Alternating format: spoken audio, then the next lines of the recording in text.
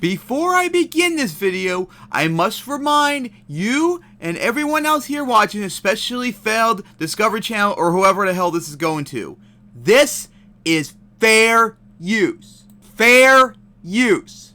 I am responding to a video. I am adding commentary over it, and I'm providing an educational angle to how BroDozer did not actually jump over the plane. This, by definition, is fair use. And I already saw Feld took down someone posting a video on this already today. So they are incorrect to do that, and they will be incorrect to do it on this video too. This is fair use, so it better not be taken down.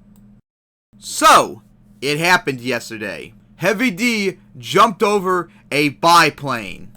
Or did he? Because when you look at other angles, it clearly shows he missed it. And not only that, he missed it by quite a bit.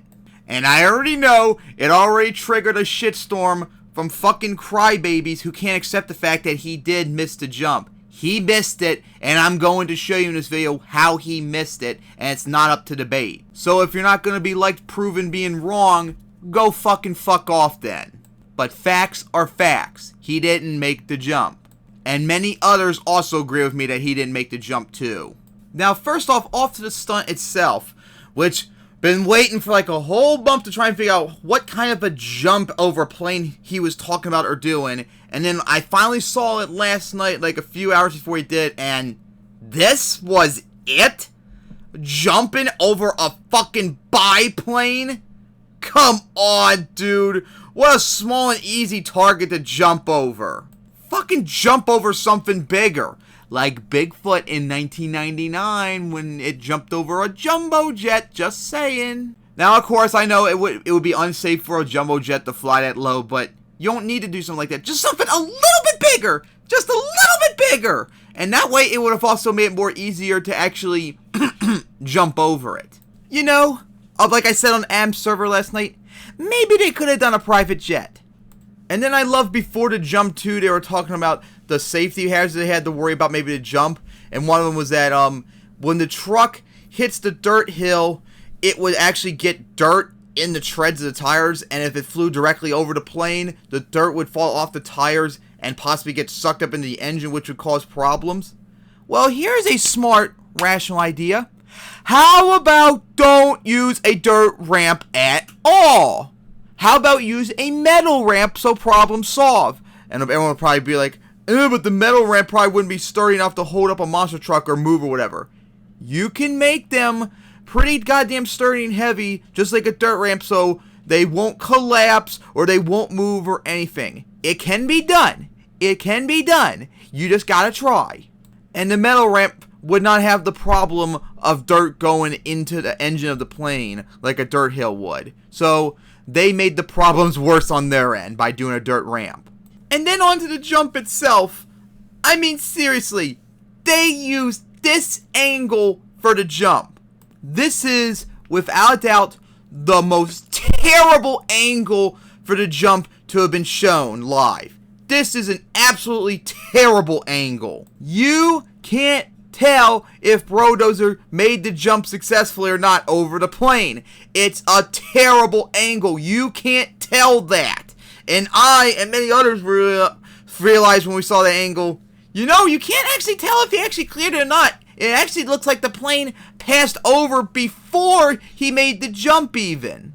The angles that should have been done instead were a camera aiming down underneath the truck's frame, a camera aiming above the plane so you can see above it, maybe a camera aiming up or down on the ramps themselves, maybe on the dirt or above the ramp itself, or a ramp, camera on the ramps themselves aiming towards and away from each other, or maybe even having the camera when they did it live aiming behind BroDozer itself going to the hill, and then just maybe, well actually, yeah, we would have a much better angle at seeing whether or not it actually jumped over the plane, because the angle that they used was a very, very terrible angle, and you can't deny it that is a terrible angle for them to have done the jump in with the camera. But now, on to the actual jump itself. Now, I've found these videos last night. I could not find any other video, so you have to deal with the bad quality, especially since Feld's taking down videos, but these are the best angles I can find showing the jump. If anyone has a higher quality video or picture of the shots I'm going to show, send it to me. Maybe I can redo this video showing them, but this is the best I got. Here is one angle right here, and as you can see, the plane flew way past the spot where BroDozer was when it finally got over the exact spot the plane was at.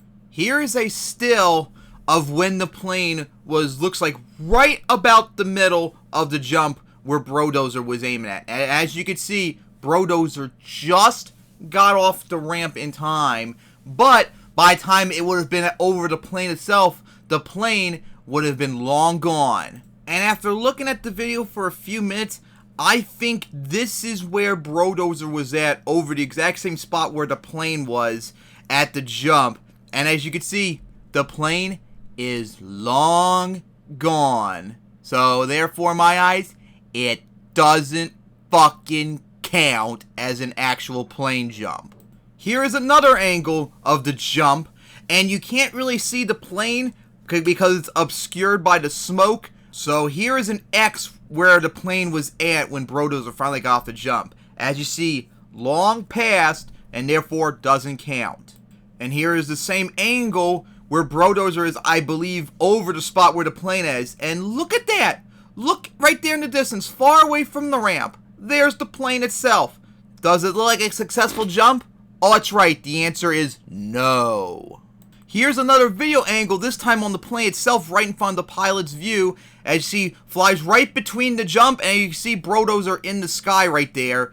Here is about where the plane was, right middle of the ramp. You can't see the startup ramp because it was much smaller, but you can see the landing ramp right there in the left corner of the middle of the video. Once again, the X marks where the landing ramp is, so it's basically right in the middle of it, because the landing ramp was like twice as long as the launching ramp.